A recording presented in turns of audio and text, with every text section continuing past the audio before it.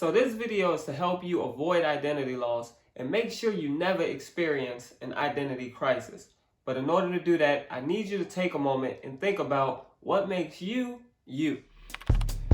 I mean, what better way to live than like royalty? So today I want us to explore and understand our individuality. One, because that's the best way to avoid identity loss and crisis, but two, because there are a lot of external influences that are putting us at risk for losing our identity. So I started by asking you to, take a moment, think about what makes you you. But now I want to ask you why. Why does that make you you? Who or what was it that shaped you into becoming who you are? My point in asking this is because I want us to take time today to really think about what we may be idolizing. This can be people or it can be possessions. But I truly believe that what we find ourselves idolizing, or, I'm using idols in a sense because I do think it's the perfect word and the perfect way to explain this, because idols are what drives people to experience an identity loss and finding themselves in a crisis. Now, I know it's going to be a lot of people who say and think, well, what's wrong with admiring a person? Yeah, I got idols. They help me think about goals I have and, what I want to be, how I want to be when I grow up and all this, that, and other. And that's true, right? That is true. And that can be positive to a point, because you have to think about it. Not all things that you're, idolizing and worshiping and wanting is positive. And we got to be honest and true to ourselves and understand that not all people are positive. They might have positive attributes, but in essence, the type of person they are might not be the best person. And, there's a Bible verse that helps with thinking about admiration and thinking about, that specifically. And it says that you have to mark the perfect man and behold the upright, for the end of that man is peace. Meaning that marking the perfect man, he's not, without fault, but he's complete. He has integrity. He has good character. So, mark that man, choose that person, and behold the upright. Specifically observe and look at the positive things or the right things that he do, because those things are in line with a good moral compass or a good moral code, and those are specifically in line with God's standard. And, the ultimate standard for morality of good comes from God. So he's, living according to God's standards. So mark him, look at him and observe him, because in actuality, you really looking at a picture of God. And that's something that I'm going to talk about a little bit later in the video. So what I want to talk about today is really on the flip side, how that can be negative and detrimental, especially to our senses of individuality. So we're really going to explore how idolizing people can be toxic. So the kingdom key is this: just be you. Idolizing people is one of the things that puts you at the greatest risk of experiencing identity loss or crisis.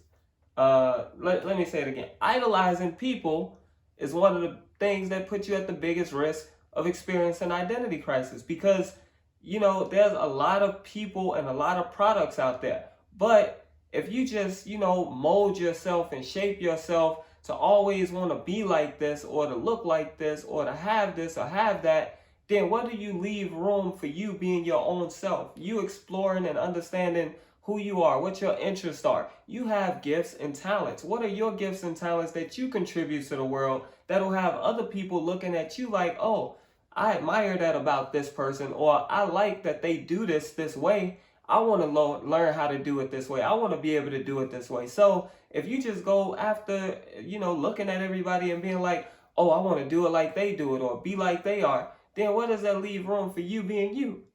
And, in the midst of admiring people, a lot of times we find ourselves, when we are constantly, intrigued with them and idolizing them, admiring them, worshiping them, looking at them, somewhat becoming obsessed with them, we find ourselves in a mode where we're constantly comparing everything to them or to that product. And now they become a standard, or they become the standard, which again is wrong and dangerous, because God sets the ultimate standard, and they may do things well, they may do things good, but there's always something better. There's always something greater. So why not, not limit how you can be or who you can be to that?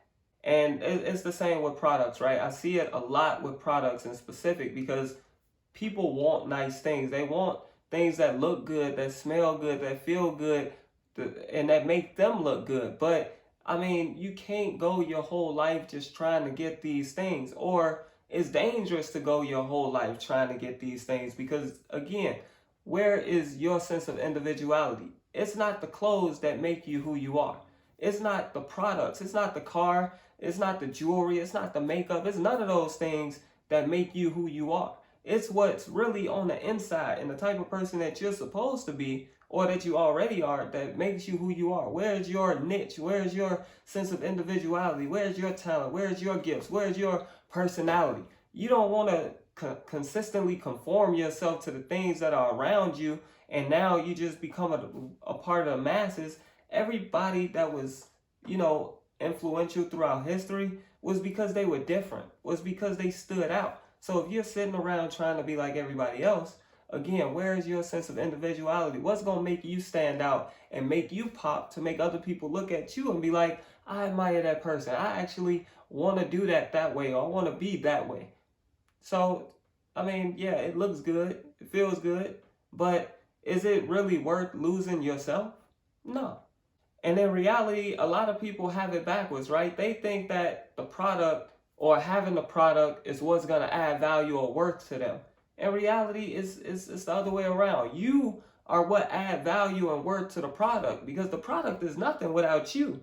I mean, every company knows that. Like I said, every company knows they're only as good as their employees. Every brand knows their product is only as good as the people who's wearing it or the people who want it. So you really add value to all of these name brand things, and without you, it would just be another piece of clothing. It'll just be another piece of paper. It'll just be another, thing of steel and metal and all of that stuff with the cars. So in reality, things are only valuable and worth something because we make it worth it. So again, your sense of individuality is worth way more than whatever they may be selling. And I can't stress it enough. That's why this kingdom key is so important because I see it way too many times where people just really get obsessed and dedicate themselves to getting something or being a certain type of way or having a certain type of style. And then it's like, okay, then what? What about you? Who are you? If you find yourself in a conversation and you talking to a person and they can't tell you anything outside of other people, they don't know who they are. And you don't want to get to a place where you're that person. You should be able to speak about your interests and why they're your interests, your favorite foods and why they're your favorite foods versus being influenced to be a person by all of these other influences or to be a certain type of person by all of these other influences.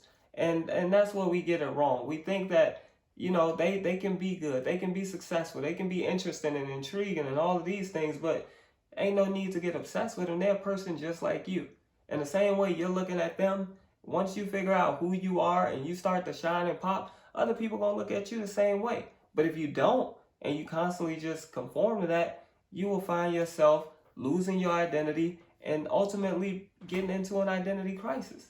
So just know that you are already special. You are already amazing and incredible. You already have so many great things that you have to offer the world. Nobody can be you. And nobody should be you because nobody can be you like you. Nobody can be any of these influencers and these people like them. That's why they call impersonators because they're not the real thing. So you don't want to be out here being a fake. You don't want to be out here, flogging and being something that you're not. So just be you. That's the kingdom key. Just be you. And I guarantee you won't be disappointed in who you are. And I have two Bible excerpts or two things from the Bible that I want to pull out to really help kind of drive this home. And the first one is this. The Bible tells us that we were made in the image and likeness of God, meaning he made us to look and act like him. So, I mean, that alone is enough to have you never experience any type of identity crisis because if you know that you were made in the image, so to look like, and in the likeness, meaning you have the traits, the attributes, the character of God, then if he's the ultimate standard, why are you trying to be like anything else? Because you are made in the image and likeness of the greatest creator, the most amazing being, and that's God. So again, that's one. The second thing is this. He created you, but he loves you. And that love is so powerful. And I don't think people really talk about the power of love as much as they talk about the power of hate, or talk about the power of good as much as they talk about the power of evil and darkness and all of that. So God loves you. And he did so many things because he loves you. He gave you so much because he loves you. And he loves you so much that he gave you everything you will ever want or ever need to be able to experience and live a fulfilling life, an abundant life.